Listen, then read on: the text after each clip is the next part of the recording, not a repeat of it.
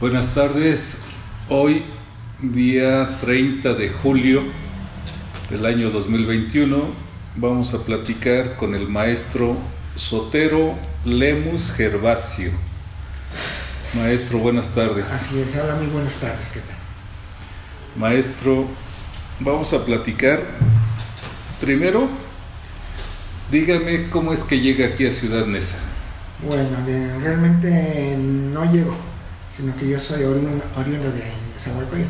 ¿Ya naciste aquí? Sí, ya estuve ya, bueno, hace ya 52 años que nací aquí en Nezahualcóyotl. Y en el caso de mis papás, pues ellos fueron de Celaya, Guanajuato. De Guanajuato. Donde es precisamente la actividad, el trabajo o el oficio que estoy desarrollando, que es la cartonería. O sea, tus papás ya hacían cartonería. Sí, de hecho, desde mis abuelos y mis abuelos, igual oriundos ellos de Celaya, Guanajuato, pues empezaron a trabajar lo que son las artesanías de cartón. O sea, entonces en la familia, ¿cuántos años llevan haciendo esta labor? Claro que sí, pues mira, pues de alguna forma así, someramente, estamos hablando de 1890, sin temor a equivocarnos, puesto que es la época de mis bisabuelos, que se está desarrollando esta actividad. Claro, no con toda la fastuosidad o la temática de desarrollo que tiene ahora la cartonería, sino un aspecto un poquito más primitivo, un poquito más sencillo, lo que es el juguete tradicional. Entonces, 1890 en Celaya, Guanajuato, Así es el antecedente familiar que se tiene de donde ustedes ya empiezan a hacer trabajo con cartón. Así es, así es. De antemano, pues ahora pues me hago saber que soy, digamos que el poseedor de la cuarta generación dentro de la familia Lemus. Lemus. Así es. ¿Algún otro de tus hermanos, familiares que lo hagan? Sí, de antemano tengo otro hermano en Celaya, Guanajuato, en la actualidad, que sigue trabajando lo que es la cartonería, todavía de forma muy tradicional, de forma muy coloquial, como lo trabajaban los abuelos. Entonces pasa de abuelos a hijos, a nietos. Así es. ¿Y ahora los bisnietos continúan? Pues difícilmente, puesto que la cartonería no es un oficio fácil, no es sencillo, requiere de mucho tiempo, mucha dedicación, mucha paciencia. Y las nuevas generaciones, los nuevos tiempos, pues requieren rapidez en los trabajos, rapidez en la temática de desarrollo, porque el dinero pues realmente se mueve más rápido. Entonces, una persona pues de la generación actual decide dedicarse a lo que es la cartonería, pues muy difícilmente va a sobrevivir económicamente, a menos que realmente tenga mucho amor y mucha entrega hacia lo que es la cartonería. Así es. ¿Y a ti cómo te salió? ¿Cuándo descubriste ese amor por la cartonería? Claro, mira, te voy a comentar. Pues más que amor fue inculcado por mis padres, que bueno, te he de nombrar a ellos, que es Leobardo Lemus Flores y Leonor Gervasio Mendoza. Ellos a partir de los 6, 7 años me empezaron a inculcar. Ellos venían obviamente trabajando en este oficio desde muy jóvenes. Mi papá pues toda la vida, ya que eres el que tenía la tercera generación de mi familia. Entonces pues yo desde los 7, 8 años como jugando, como empezando a descubrir lo que es el mundo de la cartonería, ellos sin saberlo pues me empezaron a inmiscuir, a meterme sobre el proceso, el oficio de lo que es la cartonería. Y les comento en este caso que es en un principio como jugando, de alguna manera, pero que poco a poco empecé a tener un poquito de responsabilidades, de entrega y de dedicación. Y desde entonces pues tengo pues ya digamos que la encomienda de seguir en mi generación pues con este oficio. ¿En dónde estudiaste la primaria? ¿En qué escuela? Mira, pues yo estudié en lo que actualmente todavía se encuentra en funciones de esa escuela, que es la Horacio Zúñiga, acá en la José Vicente Villar. Ahí es donde estudié lo que es la primaria. ¿Y la secundaria? La secundaria en este caso, pues como ya salí un poquito grande de lo que es la primaria, ya no tuve acceso a lo que son las secundarias normales, entonces estudié en una escuela secundaria abierta, al igual que la preparatoria. Tú empiezas ayudar a tus papás a los 7 años con esto de la cartonería. Así es, así es. A los 10 años, ¿tus papás te pagaban algo por esa ayuda? Digamos que era una contribución familiar de alguna manera. A lo mejor como niño, pues uno no se imagina, no piensa que puede generar alguna ganancia, puesto que también he de comentarlo. En esa época, a partir de los 7, 8 años que mis padres me empezaron a enseñar lo que es la cartonería, era una época muy difícil económicamente hablando, muy complicada, en la cual pues entiendo que la cartonería en ese momento no era tan popular como ahora, no era tan conocida. De hecho, pues no había museos que pudieran contemplar el espacio o la compra de este tipo de piezas. Entonces, en aquel entonces mi papá y mi mamá pues sufrían mucho para colocar una pieza o un pedido en algún lugar. Entonces, lo que se hacía en aquel entonces era que hacíamos una producción de máscaras de viejita, aquellos de Michoacán, una colección o una cantidad de máscaras de animalitos. Entonces mis papás, como conocían de alguna manera ciertas personas que se dedicaban a vender esta artesanía, pero solamente en Celaya, entonces ellos aquí producíamos y ellos se lo llevaban para Celaya. Entonces el poco dinero que se ganaba pues invertían en el viaje, en ir y venir. Entonces pues era realmente muy complicado, muy difícil. En ese entonces lo que era la cartonería. Así es. Entonces llegamos a la preparatoria. Exacto. ¿no? Tú seguías con este asunto de la cartonería. De hecho, pues sí, ya fue mi vida, fue parte de mi vida, de mi crecimiento. Recuerdo muy bien que a la edad de 16, 17 años, pues ya no era, digamos que como mandato familiar ni como un trabajo, sino en mí ya entró esa inquietud y entró algo que yo podía desarrollar más por la cartonería. En ese momento tal vez dije, pues ya aprendí a lo mejor lo que mis papás me enseñaron, lo que ellos me enseñaron a trabajar, todos los instrumentos, todas las herramientas que se utilizaban. Entonces pues yo quise de cuenta propia investigar un poquito más qué se puede hacer con la cartonería a partir de los 17 años. Entonces, ¿qué fue? Que en un momento dado pues tuve la inquietud de estudiar lo que es escultura, y a lo mejor fue un curso un tanto efímero, un curso sencillo, pero que me apasionó muchísimo a mí, que fue meterme en estudiar escultura. Esto fue en la Academia de San Carlos.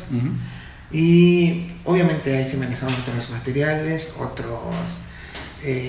herramientas, pero que de alguna forma me ayudaron a mí a desarrollar una propuesta propia de lo que es una identidad más actual de alguna manera en ese momento para lo que es la cartonería, para darle un poquito más de realce o de llamatividad. No solamente a los juguetes tradicionales, en las piezas que me enseñaron mis familiares, sino darle un realce más actual, como lo comento, para ese momento, para que la cartonería siga subsistiendo al menos dentro de la familia. ¿Y qué fue lo que pasó en aquel entonces? Bueno, empecé a trabajar lo que son esculturas pequeñas, a trabajar desde otro punto de vista. Claro, no fue nada sencillo. Al igual continúa con mi familia trabajando en lo que es la artesanía tradicional, y buscando espacios, buscando lugares. Y esto fue pues realmente pues por muchos años, hasta que encontré a mi mamá pues lo que es la tienda de artes e industrias populares allá por 1985, 86, donde pues les gustó el trabajo que estamos realizando ya aquí en la Ciudad de México, y pues nos empezaron a hacer pedidos pequeños de cartonería. Pues para nosotros fue una gran aliciente y un gran estímulo para seguir haciendo lo que es nuestro trabajo. Para 1985, ¿quiénes colaboraban? ¿Tu mamá? Sí. ¿Tu papá? Así es. ¿Tú? ¿Había alguien más? Sí, mi hermana Lucía. Somos, digamos que dentro de la familia que estamos aquí en Zaguapay, somos los que trabajamos. Los cuatro. Exactamente. ¿Había ya sobrinos, primos? Pues sí, siempre. Pequeños, niños. La familia empezó a crecer y todo, pero pues realmente pues enseñamos a los sobrinos, enseñamos a los primos, pero realmente creo no se identificaron con el proceso, con el trabajo. inclusive a diferencia de nosotros que no nos daban un estímulo económico, porque para nosotros contribuir para el gasto familiar pues era una gran satisfacción. Entonces en ese momento ya cuando queríamos enseñar a los sobrinos, a los primos, todo eso, se les daba cierta no recompensa sino pago por su trabajo, a lo mejor muy significativo obviamente, porque no se tenía para más, pero pues no les llamó la atención realmente, porque como lo comenté en un principio, este trabajo requiere de mucha paciencia, mucha dedicación, mucha entrega. Regresemos al año de 1985, donde les empiezan a hacer ciertos pedidos. Sí, exacto. Ya, se pudiera decir en serie, así es. Producción en serie. Así es. Ya empiezan ustedes de manera más formal. Exactamente, de alguna manera, pues eso lo traíamos de alguna forma en la sangre, porque mis padres, mis abuelos, pues siempre trabajaron en serie, haciendo piezas, haciendo artesanías. Entonces para nosotros es una gran satisfacción, al igual que nuestros bisabuelos y abuelos y padres, pues trabajar en serie, cierta cantidad de 20, 30, 50 muñecas limpitas, 50 máscaras de diferente animal, de cierta clase de animales en este caso, o calaveras, que en este caso en 1985 eran muy sencillas, muy rústicas, y yo lo digo ahora, son muy acartonadas, que no tenían alguna pose, no tenían algún movimiento de alguna manera. Entonces en ese entonces pues era muy bonito trabajar ya en serie para diferentes espacios, como fue en aquel entonces, comentaba, de 1985 para el Museo Nacional de Artes e Industrias Populares, que ahora ya desapareció de hace muchos años de hecho. Y posteriormente pues conocemos esta tienda de Fonart, en donde también obviamente de alguna forma también muy alegre para nosotros, aceptaron nuestro trabajo y les gustó mucho la calidad y la propuesta que teníamos como artesanos. Y empiezan a vender sus productos en Fonart. Exactamente. En las tiendas de Fonart. Sí, de alguna manera en aquel entonces pues muy limitadas los pagos y todo, porque pues realmente sabemos que en todo momento no son tan valoradas mucho las artesanías, pero pues para nosotros como adolescentes o jóvenes en aquel entonces, pues el recibir un pago pues ya era más que suficiente para nosotros. Para ese tiempo ya habías tomado tu curso de escultura. Esto fue como en los años 90, así un poquito más para acá. Más para acá. Exacto, así es. Entonces llegamos y empiezas a tener tu curso de escultura. Sí, de hecho, y viene pues, sí, como una innovación. Exacto, una vez que mi padre falleció en 1988, pues yo me quedé como, digámoslo, socialmente como hombre de la casa. Fue una gran responsabilidad, un gran compromiso para mí, porque pues ya no estaba mi padre, entonces tenía que yo llevar la batuta de alguna manera. Y pues el hecho de que hagamos piezas en serie, pues como que ya no era suficiente. Ya se requerían otro tipo de propuestas, otro tipo de artesanías para pues seguir subsistiendo. Nunca, yo no mencioné nunca la artesanía de cartón, hasta aquel momento pues se hace para hacerse rico ni mucho menos, sino únicamente para subsistir. Entonces pues yo quería darle, pues una vez que falleció mi papá, me metí de lleno más a lo que es la artesanía, lo que es la producción, a manejar diferentes contactos en diferentes espacios dentro de la ciudad. Entonces tuve la oportunidad de entrar a lo que es la Academia de San Carlos, y a los principios de los años 90, en donde pues me gustó mucho la temática, me gustó mucho esta propuesta, y entonces empecé a trabajar piezas muy pequeñas realmente en escultura, y pues la gente pues empezó a conocerlas, y pues no tuvo realmente la importancia, digamos, que uno podría haber querido que tuviera en aquel momento, pero pues de alguna forma pues es una situación en la cual pues a mí me gustó y pues yo quise desarrollar. ¿Tú continuabas? Sí, yo continué de forma personal haciendo mis propias propuestas, mis trabajos para mí mismo, y pues a mí me encantó, me gustó mucho, pero al mismo tiempo pues ese era un aspecto para satisfacción personal. Posteriormente pues yo seguía produciendo igual, buscando lugares para hacer entregos, Y bueno, pues básicamente esa ha sido en aquel entonces, nuestro trabajo, nuestro oficio, de trabajar en serie y pues de esa forma sobrevivir. Lo característica que poco a poco nos fue dando lo que es la cartonería.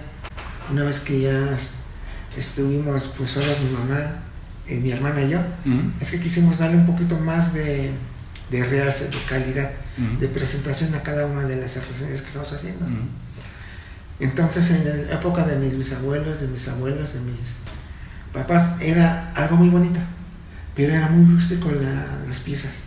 Eran muy rústicas, eran muy parte del arte popular. Entonces, como que nosotros se vino esa idea de hacer las piezas, pero ya un poquito más refinadas, un poquito más presentables. Entonces, eso tardó años también en que nosotros lográramos esa propuesta. ¿Y cuándo logran terminar esa propuesta? Aún hoy día. ¿Todavía las siguen trabajando? Sí, seguimos trabajando. Esto no es algo que se dé de la noche a la mañana, ni mucho menos. ¿Cómo les llegó a la familia el año 2000, el cambio de siglo? Pues precisamente como esto de tener una serie ya de contactos de personas que les gusta mucho nuestro trabajo. Y lo que yo, hasta ahorita lamentablemente, pero bueno, no hemos podido quitarla y creo que no se nos va a quitar, el que dependamos de personas que intermedian nuestro trabajo. Entonces, pues hasta la fecha todavía dependemos de ello. Digo, no está mal ni mucho menos, pero pues de alguna manera yo soñaba o he querido pues presentar y llevar mi trabajo personalmente a otros espacios, a otros lugares y pues con las personas que les gusta lo que estamos creando. Pero bueno, todavía a la fecha pues seguimos, digo, no está mal ni mucho menos, pero seguimos dependiendo de esta situación. Y en el año 2000, como comentaba, pues afortunadamente teníamos muchas personas, contactos que nos hacían compras, pero eran intermediarias. Y pues bueno, de alguna forma, ya teniendo trabajo, pues era la gran ganancia que nosotros teníamos. Así es. Y ya no yendo como mis papás a buscar un intermediario a Celaya, sino ya aquí mismo en la Ciudad de México. Y a lo mejor en ese momento un poquito mejor precio que como era antes. Ahora platícanos, ¿cómo fue este proyecto del Quijote? ¿Qué cosa fue el Quijote? ¿Cómo llega el Quijote? Bueno, te voy a hablar un poquito ya de los finales de los años 90, como en el 97, 98. Tuve la fortuna ya de conocer gente dentro del gobierno, dentro de la cultura. Entonces ellos igual les gusta mi trabajo, les gusta mi propuesta y ellos me solicitan talleres. En ese momento, en los 97, empecé a dar talleres para niños básicamente. Para niños, y a mí me encantó mucho manejar este aspecto. Me sentí realmente como en mi mundo. Enseñar lo que yo trabajé de niño ahora a otros niños. Obviamente pues era una tarea muy simplificada, muy limitada para ellos, pero que realmente pues ellos podían armar su propio juguete en una taller de dos horas aproximadamente, ya que era el curso que teníamos para ellos. Entonces me gustó mucho esta propuesta. Y asimismo pues estuve trabajando con lo que es en aquel entonces era el Consejo Nacional para la Cultura y las Artes, el CONACULTA. Les gustó mucho mi trabajo y estuve trabajando para diferentes áreas de esta institución, entre las cuales había una área que era de alas y raíces, y que precisamente fue la que me propuso ahora ya en el año 2005, después de trabajar años y años con ellos, diferentes propuestas de talleres en diferentes espacios. Entonces me propusieron, ¿por qué no haces un Quijote? Ya que estamos conmemorando el 400 aniversario de lo que es la obra literaria del Quijote de la Mancha. Digo, me parece perfecto, me parece muy bien, me interesa mucho. Instintivamente pues yo ya me lo imaginaba cómo crearlo, ya que pues uno a grandes rasgos pues se imagina un Quijote de la Mancha con colores muy ocres, colores cafeces, colores muy oscuros, como lo manejaba en este caso pues la historieta o la novela, y así mismo como lo representaba muchas veces en la idea europea, en este caso los españoles. Yo quería algo más mexicano, algo más propio. obviamente haciendo honor a lo que es el Quijote de la Mancha, pero algo más mexicano. Y me dicen ellos, pero vamos a hacer algo más original, también edición mexicana, ¿sí? Me parece muy bien. Yo les voy a traer la propuesta, les voy a traer la idea, y ustedes me dicen qué les parece. Entonces me dicen, pero que sean 5 metros de altura. Dice, sabemos de tu capacidad, sabemos de tu talento y que sí lo puedes hacer. Ok. Digo, pues yo les traigo la propuesta, les traigo la idea. Entonces, el momento de empezamos a trabajar, empecé a trabajar yo con la idea, con la inquietud y todo eso. Y dije, pues, básicamente, el Quijote de la Mancha, pues, siempre está acompañado de su caballo Rocinante, ya que es, en todo momento, pues, su compañero inseparable, al igual que Sancho Panza. Pero en este caso, como nada más me pidieron lo que es me hicieron la propuesta de lo que es el Quijote, pues voy a trabajar de lleno con él. Entonces, ya llevándole la propuesta, estaba, mira, tengo esta idea, tengo esta inquietud. No va a ser 5 metros. ¿Cómo? Me dijeron, no va a ser de 5 metros. No va a ser 5 metros, sino que va a ser de 10 metros. Pero no solamente va a ser el Quijote de la Mancha, sino que va a ir montado sobre su caballo Rocinante. Pero seguro que lo puede realizar, me dijeron. ¿Seguro, maestro, que lo puede realizar? Sí, sí lo puedo realizar. Miren, tenemos, bueno, en ese momento me dijeron, tenemos algunas personas de artes plásticas, estudiantes y pasantes y talleristas que le podemos enviar. Pues bueno, digo, pues, pueden funcionar también ellos. Cosa que sí fueron muy de mucho provecho para la realización de lo que es este proyecto. Pero digo, yo lo quiero realizar de forma como me enseñaron mis abuelos, como me enseñaron mis papás, de forma tradicional. En este caso, la estructura va a ser de carrizo, únicamente de carrizo, y comúnmente para los amarres se utiliza lo que es hilo de algodón, pero por ser una estructura tan grande, tan elevada de altura, pues necesitaba meterle otro material que sea un poco más resistente. Entonces, pues yo propuse meterle alambre recocido para hacer los amarres, cosa que resultó muy buena y muy eficiente. Entonces, de esa manera empecé a trabajar con las ¿Pero chicas. sí fue con carrizo? Fue con carrizo. De hecho, ahí tengo una anécdota muy curiosa, porque son estructuras realmente grandes. Para el torso, digamos que el Quijote, de lo que es la cintura a la cabeza, son 5 metros de altura. Son 5 metros de altura únicamente. Lo que es el cuerpo del caballo, de lo que es la cabeza a la cola, fueron 10 metros de longitud. Entonces esto, pues lo estaba trabajando obviamente aquí en mi casa, en la azotea, donde tenía un poco de espacio. Y entonces algo bien curioso que les quiero comentar, en aquel entonces, pues los vecinos se alarmaron, bueno, una vez que ya vieron la estructura, que ya vieron esas cosas tan grandes, los vecinos se alarmaron de alguna manera y pensaron que íbamos a hacer algo así como castillos gigantes. No nos vayan a quemar aquí porque va a ser un peligro para las casas, los que estamos aquí cerca de este espacio. ¿Qué fue lo que pasó?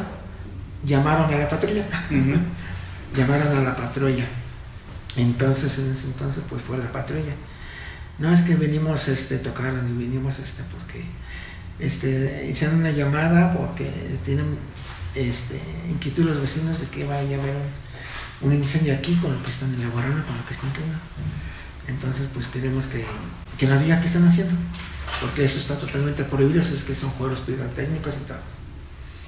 Entonces, pues no, le digo, pues no estamos haciendo nada en ese sentido. Entonces, si gustan pasar, yo les explico qué estamos haciendo. Y ya pasaron los oficiales a lo que es la azotea y ya les enseñé, mira, estoy haciendo esto, y aquí está un brazo, aquí está una pierna, y nada de cohetes, nada de pólvora, ni mucho más. Se quedaron realmente sorprendidos. Ellos dijeron, esto lo tenemos que hacer saber aquí en el municipio, lo que están haciendo, porque es una obra realmente llamativa. Y entonces, pues, de un momento a otro tuvimos comunicación, se comunicaron conmigo, lo que son las personas de cultura de aquí del municipio, y se lo hicieron saber al presidente, que en ese momento era Luis Sánchez Jiménez, que muy atentamente pues se puso a nuestras órdenes, cualquier cosa, y que es lo que lo que requiéramos, porque pues esta es una obra que no se ha visto en Nezahualcóyotl. Pues realmente me sentí muy apoyado y muy contento, porque pues el municipio pues estaba de alguna forma apuntando para apoyar en algún sentido esta propuesta. Y bueno, sí le he de mencionar, en este caso yo soy apartidista y todo, pero pues en ese caso pues este gobierno fue del PRD y sí nos apoyó muchísimo, al menos con lo que fue el transporte, con lo que fue digamos que la difusión, que fue con otros aspectos, igual materiales para poder mover obra realmente monumental. ¿Y cómo es que lo hizo en su casa? Platíquenos esa parte de la hechura. Sí, de antemano hace un rato comentaba que de repente tenía un brazo por aquí de 3-4 metros de altura, de 60 a 80 centímetros de diámetro. Entonces era en módulos. Era una retacería completa de lo que era un brazo, una pierna, de lo que era el torso con la cabeza, de lo que era el sombrero aparte. Bueno, pero lo que era el yelmo. Entonces era todo un rompecabezas que yo tenía trabajando en aquel entonces. Tenía en un rincón lo que es el sombrero, en otro rincón la mano, en otro rincón una pata de caballo, y así. Entonces pues solamente yo sabía cómo lo estaba manejando. ¿Y quiénes estaban trabajando allí aparte de los alumnos?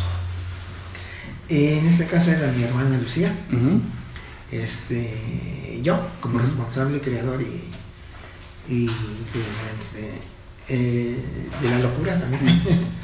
Y éramos 8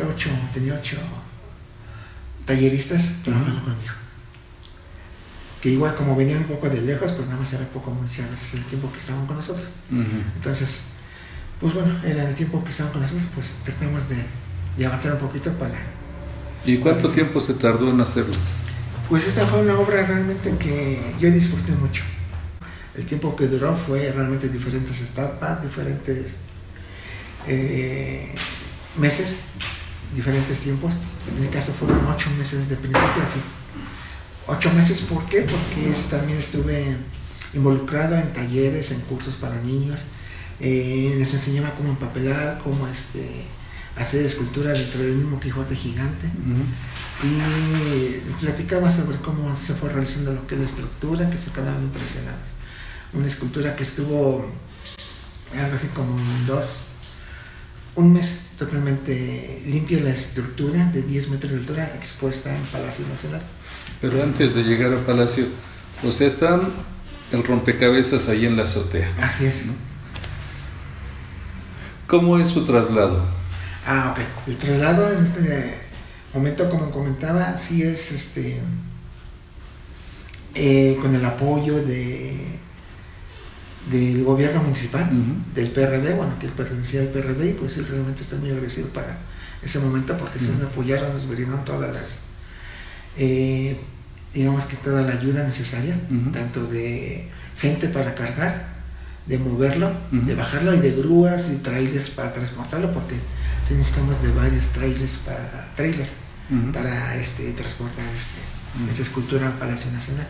O sea, sale de su casa y se va a Palacio Nacional. Exactamente, así es.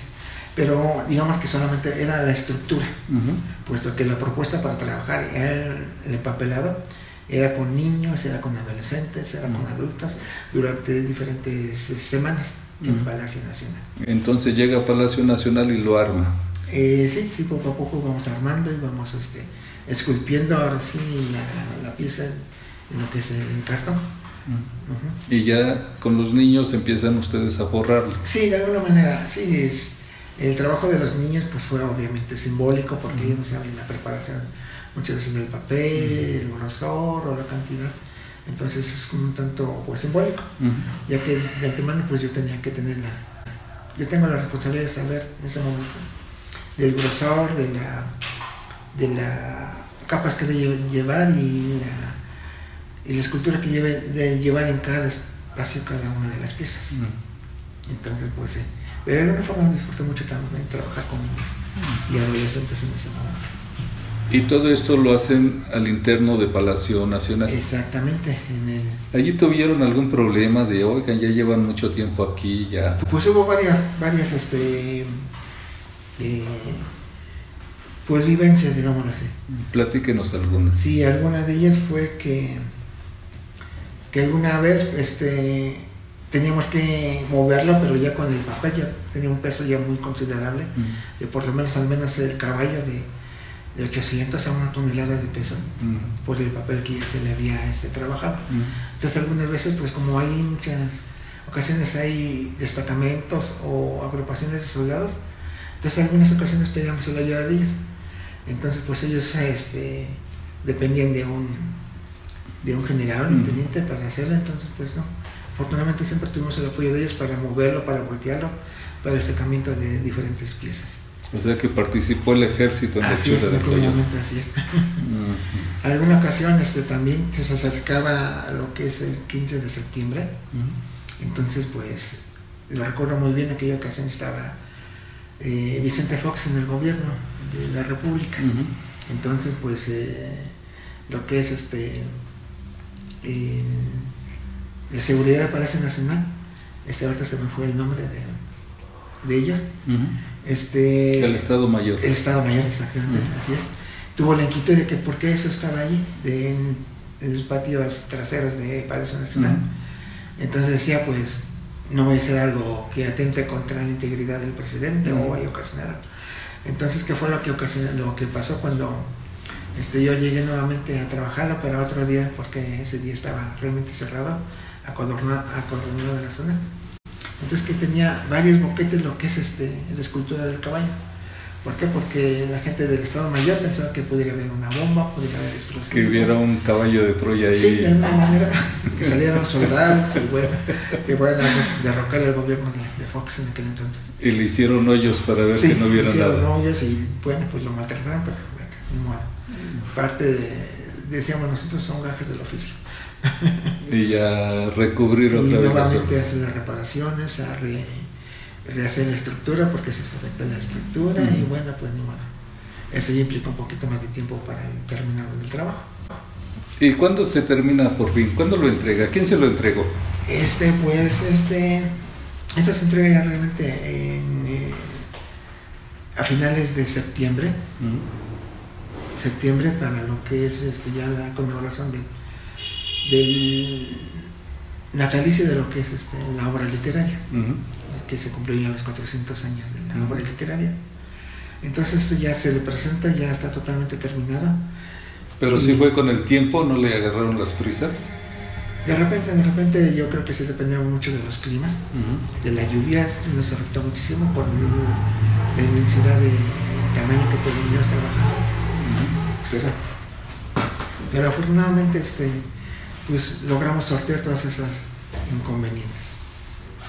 Y a finales de septiembre ya está colorido, ya está terminado. De hecho, la propuesta que yo quise hacer, no hacerlo colores ocres, colores cafés, porque para mí es muy, para nuestra cultura mexicana es algo muy, muy apagado, muy triste. Entonces yo lo quise presentar con sus pantalones color rosa mexicano, su camiseta verde bandera, y lo que sí, pues respeté del Quijote, pues fue su yelmo y lo que es su armadura de metal, entre comillas de metal, bueno, que era cartón. ¿Y hubo inauguración, hubo discurso? Sí, de alguna manera tuvimos esa fortuna de presentarla, pues ya digamos a nivel nacional. En diferentes partes, en diferentes ahora alcaldías. Pero allí en el Palacio Nacional, ¿quién estuvo? Estuvo, digamos que, bueno, ya para la inauguración, lo que es presente lo que es el gobierno del municipio, y asimismo como diferentes autoridades de cultura del Conaculta, y pues involucrados dentro del Palacio Nacional también gente de alto rango. Entonces pues estuvieron festejando pues esta obra. De alguna manera que yo me siento satisfecho, digo, fue una obra popular, una obra pues muy, muy a lo mejor no tan diplomática o de alguna forma decirla, pero después de Diego Rivera nunca había estado otro artista plástico, sino que hasta que entramos con el Quijote de la Mancha. Entonces para mí fue una gran satisfacción. ¿Y cuánto tiempo estuvo el Quijote ahí en Palacio Nacional? Una vez con la exposición ya estuvo algo así como 2 meses. 2 meses. 2 meses ya en exposición. ¿De ahí a dónde se fue? De ahí tuvimos la fortuna de ir a lo que es el Festival Cervantino a Guanajuato. ¿Y cómo se lo llevaron? Igual. ¿Lo vuelve a desarmar? Igual, esa es una obra que se tiene que desarmar, obviamente por las dimensiones que tenía cada una de sus piezas. Aún así, pues teníamos que trasladarlo en trailers. O sea, lo desarma en Palacio Nacional y se va para Guanajuato. Para Guanajuato, al Festival Cervantino. Al Festival Cervantino, donde nos estuvimos presentando y estuvimos hablando sobre esta obra pues tradicional, en este caso de la cartonería. ¿Y allá lo vuelven a armar? ¿En qué lugar lo armaron? Allí se conoce bueno, a la entrada precisamente de la ciudad de Guanajuato hay un jardín muy grande, muy inmenso, que se conoce como Jardín de las Ranas, en honor a Diego Rivera, que puso en este jardín. Entonces ahí tuvimos un gran espacio para mostrar esta escultura pues ya monumental, donde pues se veían realmente los carros como venían de lejos y venían pues ya viendo lo que es la obra del Quijote de la Mancha. ¿Y de allí para dónde se va? Bueno, ya posteriormente lo que es el Festival Cervantino, y estuvimos en diferentes pues ya delegaciones. ¿Regresa otra vez? Sí, regresa acá a la Ciudad de México y en diferentes delegaciones estuvimos haciendo la presentación de lo que es el Quijote de la Mancha. ¿Y llegó a estar aquí en Ciudad Neza? Una vez ya terminado todo su recorrido en las diferentes delegaciones, pues ya lo presentamos aquí en Nezahualcóyotl, y también todavía con el apoyo de Luis Sánchez Jiménez. ¿A dónde lo presentó? Aquí queríamos, la tengo, bueno, lo comento, ya después de sus andanzas, después de sus, digámoslo así coloquialmente o literalmente, el Quijote pues estaba muy debilitado, y estaba muy afectado por tanto armar y desarmar y transporte, trailer, gente que lo subía o lo bajaba, y bueno, lluvias, inclusive en todos lados nos agarraba la lluvia. Entonces pues sí se protegía, pero pues lamentablemente por ser una obra de materiales efímeros, pues poco a poco comenzó a deteriorarse. Entonces ya para el siguiente año pues llegó acá a Nezahualcóyotl. ¿Un año estuvo en traslado? Sí, en diferentes lugares exponiéndose. Entonces ya después, prácticamente después de un año, llegó acá a Nezahualcóyotl, ya totalmente derrotado, acabado, literalmente hablándolo. Entonces aquí platicamos con el presidente, con el señor presidente, y dijo pues sí, queremos que Neza todavía tenga aquí el espacio. Entonces lo ubicamos en el Parque del Pueblo, donde pues se empezó nuevamente a restaurarlo. Realmente ya fue muy complicado su restauración, porque necesitaban pues trabajos desde la estructura, desde los soportes, desde órganos muy vitales, que es el trabajo de la cartonería para su dimensión. Entonces pues sí, fue bastante tiempo, pero pues en ese entonces pues ya el gobierno nos ayudaba con un poco de dinero para entonces, pero pues el dinero no alcanzó realmente para tener más ayudantes, realmente comprar más material que necesitábamos, y el gobierno pues ya estaba por salir en aquel entonces, también estaba por hacer su cambio de gobierno. Entonces pues no se alcanzó a concluir los arreglos y la reparación y restauración del Quijote, quedó digamos que a medias. Entonces, a medias se presentó en Ciudad Neza. Sí, desarmado, porque pues no tuvimos, se decía en un momento que podíamos ponerle un domo de 12 metros de altura, de 15 metros de diámetro, no sé, algo así. Pues digo, pues yo me emocioné y todo, pues sí, pero realmente ya no se alcanzó a hacer eso, esa propuesta.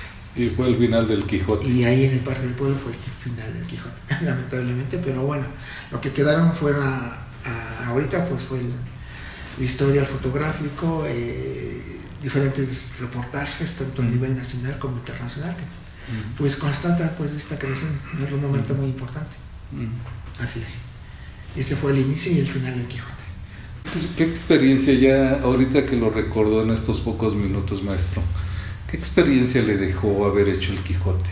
Pues yo creo que muy, muy padre. Realmente tuve todas las complicaciones del mundo, porque en un principio mi mamá decía, ¿cómo crees que tú vas a hacer algo así? ni tus abuelos, ni tu papá, ni yo hicimos nada así.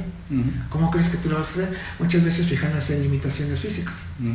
Le digo, pues precisamente porque a mí me gusta mucho la cartonería, es mi vida, me lo han enseñado ustedes, y yo quiero hacer algo diferente, quiero que esto sea más importante, quiero que realmente vaya más allá de una tienda, de un espacio.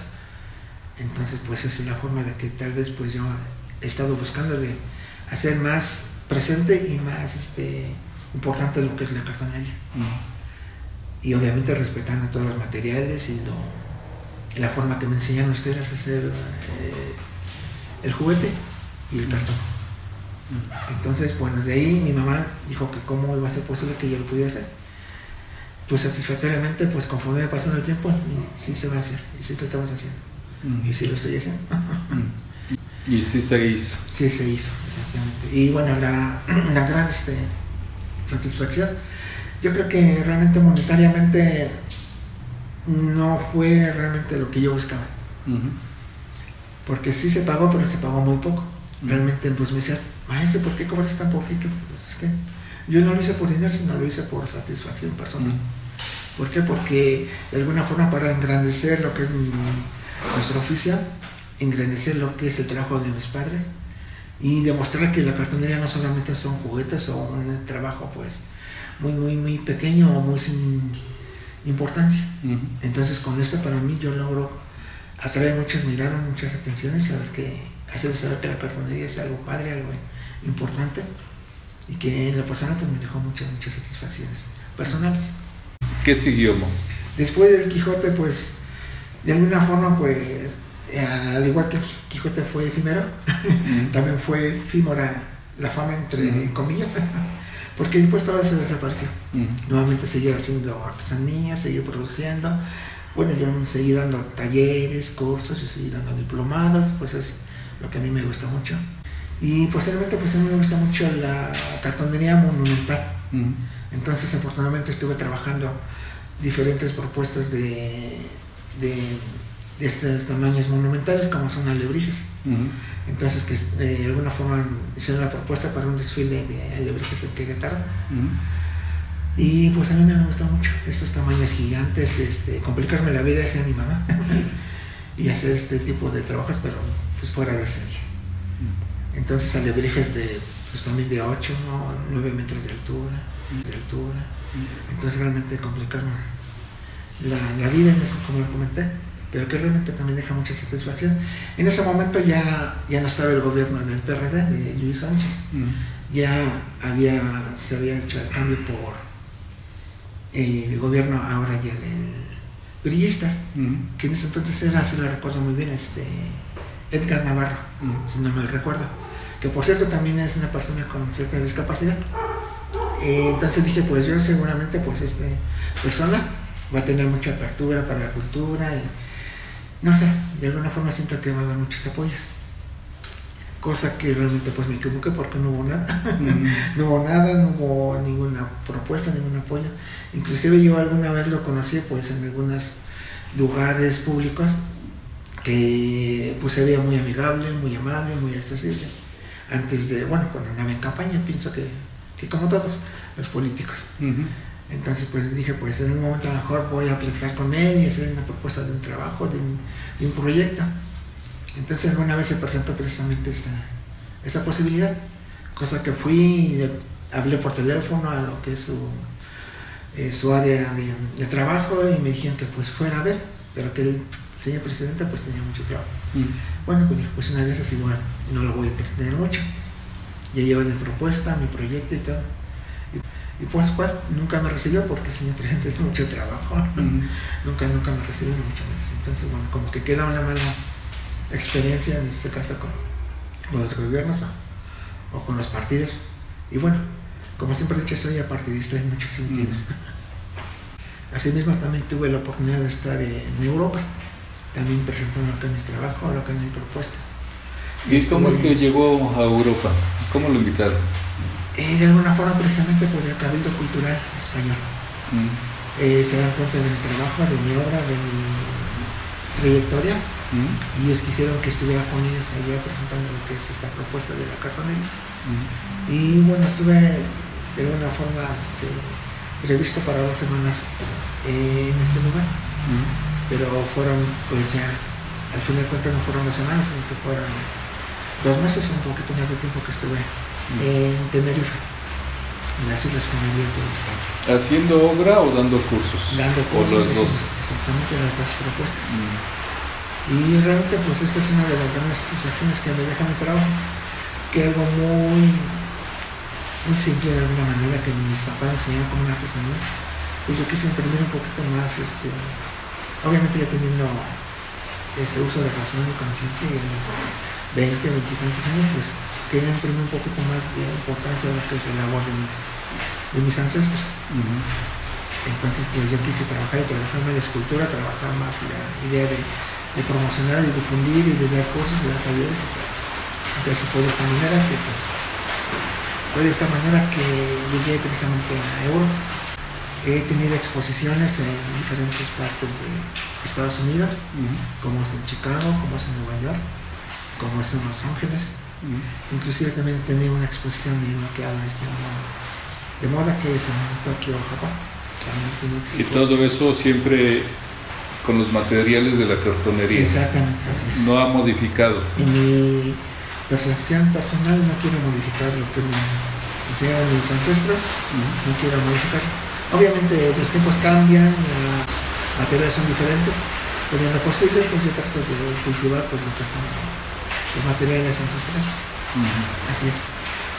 Algo que también me siento muy contento es que a partir del Quijote fue una de las primeras obras monumentales de esa magnitud, de esa índole. Posteriormente pues ya ha habido otras personas, ya ha habido otros creadores que han hecho otras propuestas de cartonería monumental. Pero en el caso de ellos pues no que los critiquen, mucho menos, a lo mejor es algo para que la cartonería siga subsistiendo, pero ellos utilizan muchos materiales ya industriales contemporáneos, como muchos metales, como mucha soldadura, mucha lo que es espuma de poliuretano, ese tipo de cosas que para mí ya son, si no ya son creaciones industriales con apariencia de cartón. Entonces pues digamos que están las obras monumentales que están siendo expuestas en diferentes partes de la República ahora, ya por otros creadores, por otras propuestas. Obviamente esto minora mucho los tiempos y mucho el costo de una artesanía monumental tradicional. ¿Y qué planes vienen para adelante? Pues mira, ahorita realmente esto de la pandemia pues yo creo que nos afecta mucho a todos de gran manera, y yo creo que a los artesanos pues mucho más que a cualquier otro sector, a la cultura mucho más, obviamente. Entonces pues nuevamente a picar piedra, nuevamente a tocar puertas y pues ir trabajando lo que vaya saliendo en este sentido. Y dentro de este imaginario, así como se le presentó la hechura del Quijote, no sé, quisiera preguntarle, ¿usted no tiene alguna imagen que quisiera hacer? Que diga, yo esa imagen la tengo que hacer. Pues de alguna forma sí, hay muchas. ¿Qué imagen quisiera usted? Pues básicamente prehispánicas, es lo que me gustaría mucho a mí. Pero platíquenos algo. ¿Por qué? Porque en este caso, bueno, no quiero hablar precisamente de una. A lo mejor es un Quetzalcóatl, a lo mejor es una Koyosowski, a lo mejor es otra deidad prehispánica, pero quiero hacerla en formato gigante, de una forma que el cartón represente lo que fuese como si fuera piedra, que representa como si fuera piedra en este caso, que no se vea la textura con un simple cartón, sino que representa como la apariencia, como si fuera algo tallado en piedra. Entonces tengo esa idea, en algún momento ojalá se pueda realizar, se pueda crear una obra así. Pues maestro, algo más que quisiera agregar para terminar esta plática. Pues bueno, ya de antemano pues yo creo que agradecer por la invitación que me hicieron y bueno, pues exponer que la artesanía de cartón pues es algo realmente muy padre, muy bonito, muy noble, y que de alguna manera pues los que nos logran ver, los que logran escuchar pues este trabajo pues adquieran una pieza, un trabajo, o admiren o valoren realmente este trabajo de la artesanía de cartón, que es algo muy bonito. Pues muchas gracias. No, al contrario, muchísimas gracias a ustedes. Pues gracias por haber estado aquí con nosotros.